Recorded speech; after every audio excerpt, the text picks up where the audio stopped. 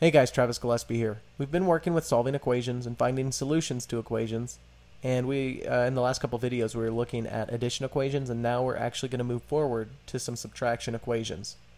So right here I have some value, minus 3, is equal to 2.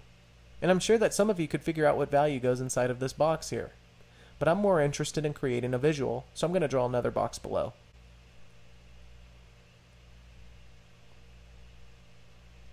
Okay, so some value minus, instead of writing the number 3 down below, I'm going to put 3 integer chips down in its place. But I'm going to use red or pink here to represent that we're subtracting, or we're taking away. So I'm going to put 3 red ones down, or these, I guess they do look more pink. So some number minus 3 integer chips, it's equal to 2, but now this time, since I have positive 2, I'm going to put 2 blue integer chips down below. So I've got 1 and 2.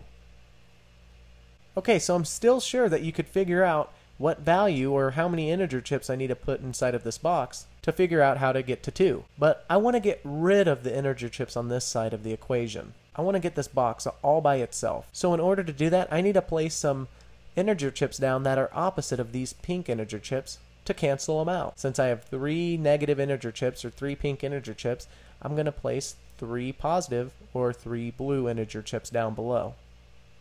2 and 3.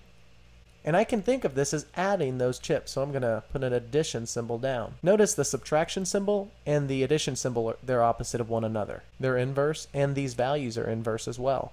They'll cancel each other out, so I'm just going to put a line right through them. But remember, since I put 3 positive integer chips down on this side of the equation, I've got to keep the entire equation balanced. So whatever I do to this side of the equation, whatever I do to this stuff, I've got to do to the other side of the equation, or I've got to do to this stuff as well. So let's go ahead and add 3 integer chips to this side of the equation.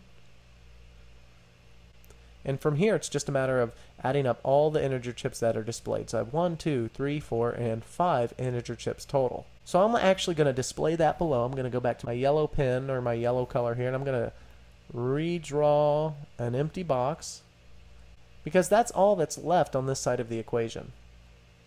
So this is equal to 5. I'm going to put 5 positive integer chips down on this side.